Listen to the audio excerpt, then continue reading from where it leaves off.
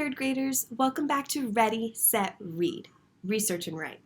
I'm Miss Alexander, and on today's episode, we're going to be talking about expanding our sentences. So we're going to take simple sentences and add details that will make them richer and more complex. I'm so excited to do this learning with you.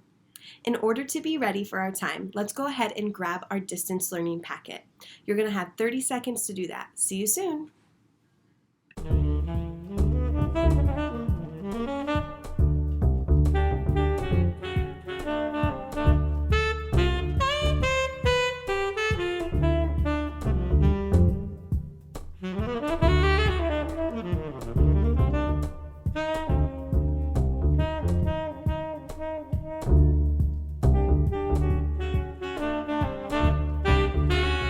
Together in 5, 4, 3, 2, 1, and done. Now that you have all of your materials, we are ready to dive into learning. Let's figure out, what does it mean to even expand a sentence? Here we go. Let's begin our time by asking ourselves, how do we expand simple sentences? And what we say is sometimes bigger is better. Each sentence you include in your writing is an opportunity to do the following. 1, provide your reader with the information they need to know. 2, show what you understand about your topic. And by expanding your sentences, you can make them bigger and better. When we're expanding our sentences, there's a few things we can do, but today we're really going to focus on how we can use question words to expand our sentences. So before I show you these question words, can you tell me, what are some of those question stems that start with the letter W? They might be who, what, when, where, why, and how. These are the words that we're going to use in order to help us expand those sentences, taking it from the small pencil and expanding it to make it the bigger pencil. So you may be asking yourselves, how do I use question words to expand my sentences? Well, we're going to review together how you can answer 2 to 3 question words, and when you do that, how it can help extend or add information to your sentences. Let's try together first. Through an example together. So our simple sentence that we're starting with is, Jane ran to the park. So we're going to make this sentence more complex by adding 2 question stems. We're going to focus on when. So when did Jane run through the park? She did that at 7 a.m.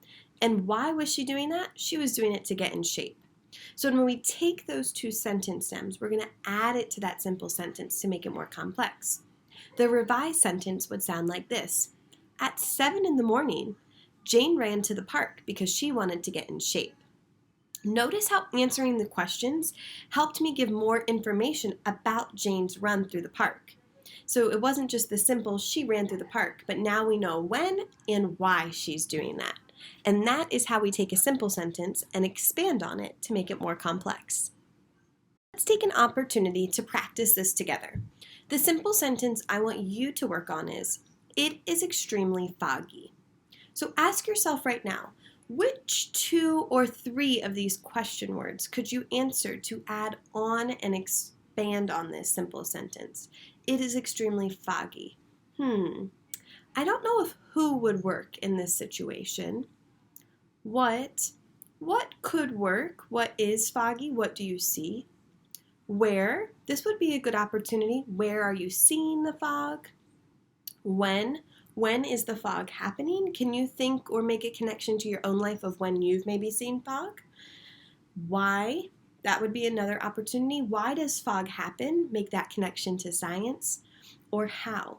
So take a moment right now and think, what 2 or 3 of these question words could you work on in order to expand this sentence?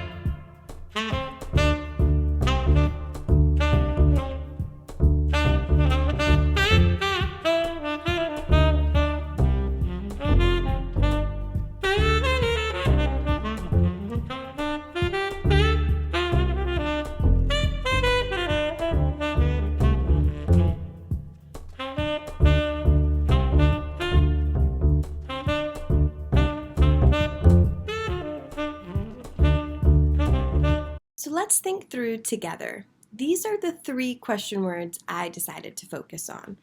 I was thinking about where. So I saw this extreme fog on my drive home. When I happened to see this fog in the afternoon. And why was this fog happening? Because there had been a rainstorm. So I'm going to take 2 of these questions that I answered and I'm going to add them into my simple sentence. So on my drive home, it was extremely foggy because of the rainstorm. I was able to take the where question as well as the why question and add it into that simple sentence so that we made it a little bit more complex. I would love to hear from you. What ideas did you come up with? Go ahead and read that out loud to me now. Awesome. So when we add to our simple sentences, it's not a cookie cutter answer. There's not going to be one right answer. You guys are creative and you have the ability to add on using those question words. And that is what you're going to have the opportunity to practice next. Next, you will have the opportunity to try this on your own, which means we're ready to learn. Go ahead and grab your packet so that you know where you will be expanding sentences. The exit ticket you will be working on this week is how do compasses work and help people in their everyday lives? Be sure to use evidence from the text to support your answer. When you're doing this exit ticket work, you want to be thinking about expanding on your simple sentences. Can you remind me? How do we do that? What words do we use in order to get our thinking? Could be who, what, where, when, why, and how. So we really want you to think about how you can use the question words to expand on those simple sentences while you're writing and answering this question. A few friendly reminders while you're writing today. Be sure to write your claim statement, plan your introduction, plan your main idea section, plan your conclusion, and plan to include the strategy from the writing lesson today. So think about this. In each of those scenarios, an introduction, your main idea, and your conclusion, you can always expand on your sentences. So this is not a skill that we can use in just one portion of our writing, but it's a skill that we can use throughout the entire piece. So think throughout, how can I expand on this sentence to make it richer?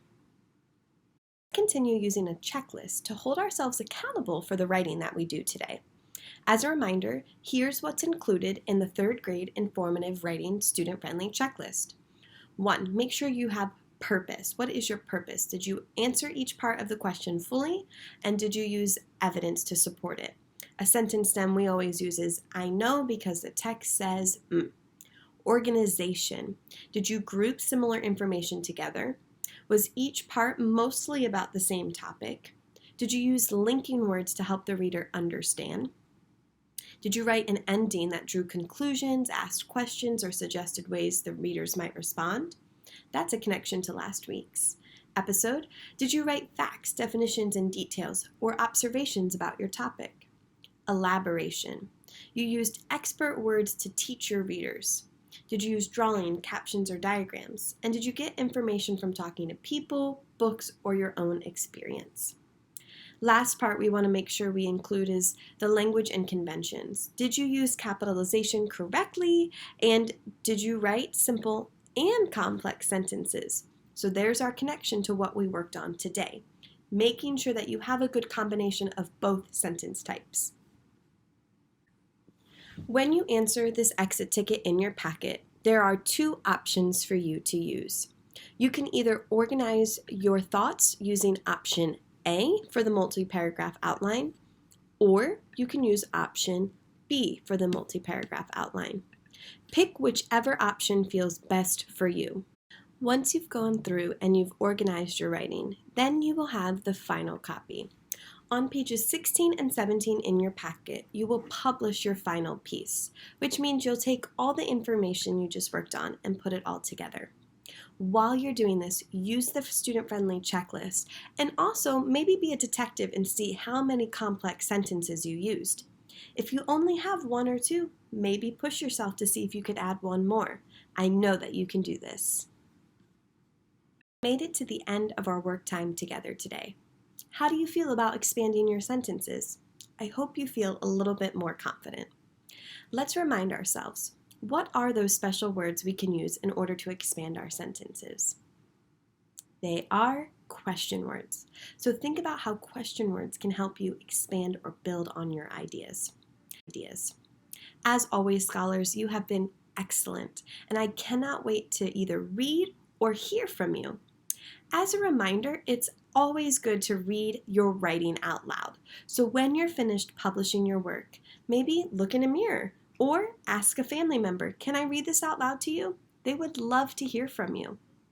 Also, remember to be a complex sentence detective.